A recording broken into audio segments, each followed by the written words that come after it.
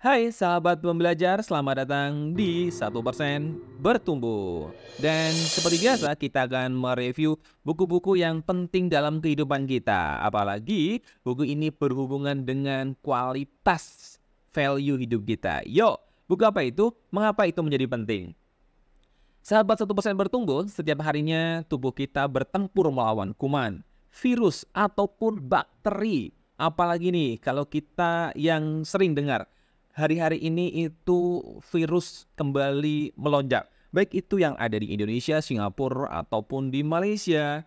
Nah, tanpa disadari, hal itu membuat kita menjadi cemas. Tahu nggak sih kalau cemas itu sangat berbahaya dan menentukan kondisi kita? Memang tanpa disadari, cemas berlebih dapat membawa efek negatif pada sistem kekebalan tubuh. Akibatnya, Anda lebih mudah terkena penyakit infeksi seperti flu, pilek, dan batuk. Belum sakit yang lain. So, maka dari itu, bagaimana sih agar kita bisa untuk merelaksasikan atau mengurangi kecemasan? Maka dari itu, saya rekomendasikan untuk sahabat 1% Bertumbuh untuk membaca buku yaitu The Wisdom of Insecurity. Karyanya siapa? Yaitu karya Alan Watts ya. Dan dalam buku ini banyak sekali hal-hal yang bisa kita terapkan dalam kehidupan dan semoga ini bisa bermanfaat untuk teman-teman semuanya. Baik, kita mulai. The Wisdom of Insecurity karya Alan Watts dalam eksplorasi filosofi dan spiritualitas yang kekal. Alan Watts mengajak kita untuk mulai perjalanan penemuan jati diri dan kedamaian batin. Saat kita merenungkan kebijaksanaannya, kita akan belajar buat merangkul momen yang kita rasakan saat ini, melepaskan kebutuhan buat memegang kendali, dan menemukan ketenangan dalam aliran perubahan hidup. Maka dari itu, cari posisi duduk yang nyaman, nikmati, dan tentunya dalam hari ini bisa sambil ngopi-ngopi cantik ya kan. Dan tentunya paling penting adalah bukalah hati buat menyerap ajaran-ajaran yang bisa kita petik dari Alan Watts kali ini. Pertama, belajar buat merangkul setiap momen yang lo rasain. Dalam bab ini, Alan Watts membawa kita dalam perjalanan yang bermakna soal hidup dalam momen sekarang. Ia mendesak kita buat menyadari bahwa masa lalu adalah kumpulan kenangan dan masa depan hanyalah proyeksi dari pikiran dan keinginan kita. Hakikat sejati kehidupan terletak dalam aliran terus-menerus dari momen sekarang yang gak ada habisnya. Watts menekankan bahwa dengan terus berdiam pada masa lalu atau selalu merasa cemas tentang masa depan, kita melewatkan kekayaan dan keindahan dari apa yang sedang terjadi di saat sekarang. Daripada membiarkan pikiran kita melayang tanpa arah dan tujuan yang gak jelas, ia mendorong kita buat benar-benar hadir dan terlibat dalam setiap pengalaman apapun itu, walaupun momen itu kelihatan biasa saja. Watts menyarankan bahwa momen sekarang adalah kunci dari kehidupan, dan di dalam momen sekarang kita punya kekuatan buat mengambil pilihan dan menciptakan kehidupan yang kita inginkan. Sahabat 1% Bertumbuh, dengan menaruh perhatian pada momen sekarang, kita bisa mengembangkan rasa kagum dan syukur atas kegembiraan sederhana dalam hidup kita. Baik itu berupa rasa makanan yang kita makan, hangatnya sinar matahari yang penuh vitamin di kulit kita, atau tawa orang-orang yang kita cintai. Setiap saat menjadi kesempatan untuk koneksi dan apresiasi yang mendalam. Bab ini menggali pentingnya kesadaran penuh lewat praktek menyadari pikiran dan perasaan kita tanpa penilaian. Dengan mengembangkan kesadaran penuh, kita dapat melepaskan diri dari overthinking, sehingga kita bisa menemukan kejernihan dan kedamaian batin. Watts mengajak kita buat menjadi seperti cermin, mencerminkan saat ini tanpa distorsi, merangkul realitas apa adanya. Kedua, melepas kebutuhan untuk memegang kendali. Alan Watts menggali tentang hasrat manusia buat memegang kendali dan memiliki kepastian. Ia menggarisbawahi bagaimana usaha yang tiada henti dalam mencari keamanan dan ilusi kendali penuh atas hidup. Kita bisa mengarah pada siklus kecemasan dan frustasi yang gak ada habisnya. Watts mendesak kita buat menyadari bahwa hidup itu pada dasarnya gak pasti dan gak terduga. Sehingga Berusaha mengendalikan setiap aspek kehidupan adalah suatu upaya yang mustahil. Bab ini mengajak kita buat melepaskan keterikatan kita pada hasil dan merangkul aliran yang gejolak alami dari ekosistem kehidupan. Watts berargumen bahwa dengan menyerahkan diri pada aliran kehidupan, kita membuka diri pada kemungkinan dan pengalaman baru, menolak perubahan atau berusaha memaksa hidup untuk jadi sesuai dengan harapan kita, cuma akan membawa kita pada penderitaan. Sebaliknya, dengan menerima bahwa semua hal itu bersifat nggak kekal, maka kita bisa menemukan kedamaian di tengah kekacauan hidup. Watts memadukan wawasan dari filosofi ketimuran, terutama Taoisme, untuk menekankan pentingnya merangkul Tao dan jalur alami atas segala sesuatu dalam hidup. Dengan menyerahkan diri kita dengan irama alam semesta, kita bisa menemukan harmoni dan keseimbangan di tengah kehidupan yang serba nggak pasti.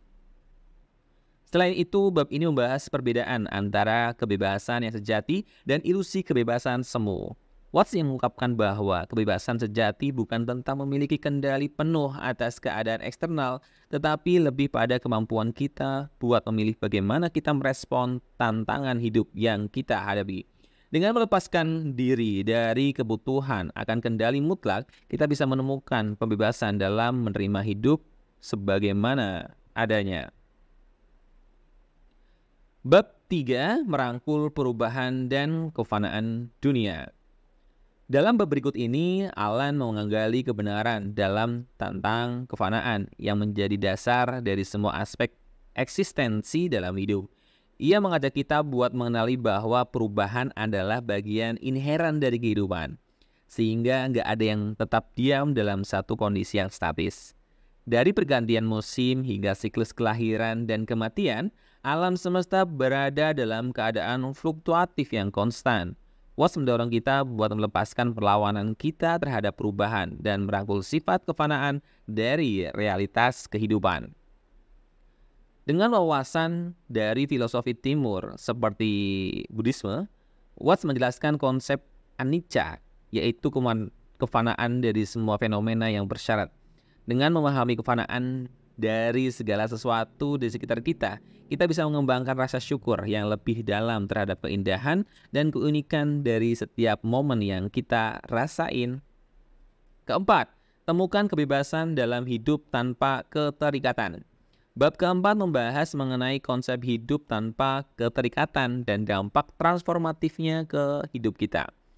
Alan Watts membimbing kita buat mengenali bahwa keterikatan pada orang, benda, dan gagasan seringkali membawa kita pada penderitaan dan rasa nggak puas.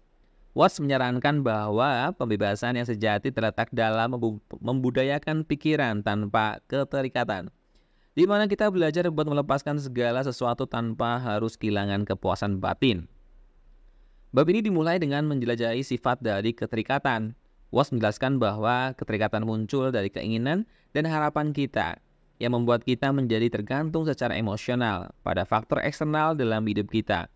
Kita meyakini bahwa apa yang kita punya akan membawa kebahagiaan, namun kemudian kita terjebak dalam siklus yang gak ada habisnya buat mengumpulkan hal yang lebih banyak dan dipenuhi dengan rasa takut. Kehilangan atas apa yang kita punya. Dengan memahami akar dari keterikatan, kita bisa mulai untuk melepaskan cengkraman itu dalam kehidupan kita. Selain itu, bab ini menekankan bahwa hidup tanpa keterikatan bukan berarti hidup dengan cuek atau sepenuhnya terlepas dari kehidupan duniawi. Sebaliknya, hidup tanpa keterikatan berarti merasakan hidup seutuhnya dan mendalam tanpa harus terlalu terpaku pada hasil akhir.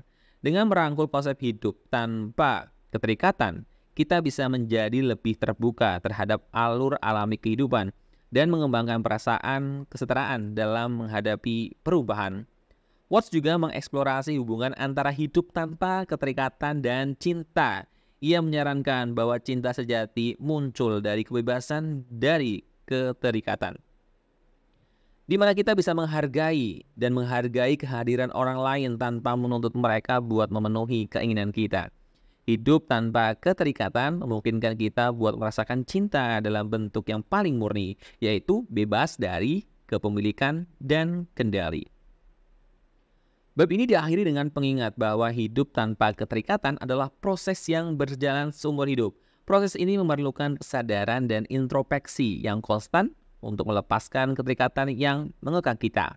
Dengan merangkul konsep hidup tanpa keterikatan, kita bisa menemukan pembebasan dari beban harapan dan menemukan kedamaian sejati yang berasal dari diri kita sendiri. Kelima, melepaskan diri dari ego. Kali ini, Alan Watts mengajak kita buat mengenali bahwa ego seringkali menjadi akar dari masalah dan ketidakpuasan dalam hidup kita. Watts menyarankan bahwa pembebasan yang sejati terletak dalam melepaskan ikatan ego dan mengidentifikasi diri dengan hidup yang utuh dan saling terhubung. Watts menjelaskan bagaimana ego muncul dari kebutuhan kita untuk mengidentifikasi diri menjadi individu yang unik dan berbeda dari orang lain. Namun perhatian yang terlalu fokus pada ego menciptakan rasa isolasi dan egois yang kemudian mencegah kita buat terhubung dengan semua makhluk. Mengambil inspiratif dari filosofi timur, khususnya ajaran Buddhisme, Watts menjelajahi konsep anatta atau ketiadaan diri. Anatta menekankan ide bahwa nggak ada diri yang tetap dan nggak berubah di inti keberadaan kita. Dengan menyadari sifat ego yang nggak kekal dan ilusif, kita bisa melepaskan beban kecenderungan egois dan menemukan kedamaian dan kesatuan yang lebih mendalam. Selain itu, bab ini menyoroti peran ego dalam menciptakan masalah dalam kehidupan kita. Watts menjelaskan bahwa seringkali kita ngerasa nggak puas karena upaya kita yang nggak ada habisnya buat mencari validasi eksternal untuk memperkuat ego. Ketika kita membebaskan diri dari kebutuhan atas pengakuan dan validasi orang lain, maka kita bisa merasa hidup kita lebih termenuhi. Watts juga menjelajahi kecenderungan ego buat menolak perubahan dan berpegang pada pola yang familiar. Dengan terlalu mengidentifikasi diri dengan ego, kita jadi terlalu kaku dan menolak aliran alami kehidupan dengan syarat dengan perubahan. Melepaskan ego memungkinkan kita buat beradaptasi dan merangkul perubahan dengan anggun dan tahan lama. Terima kasih.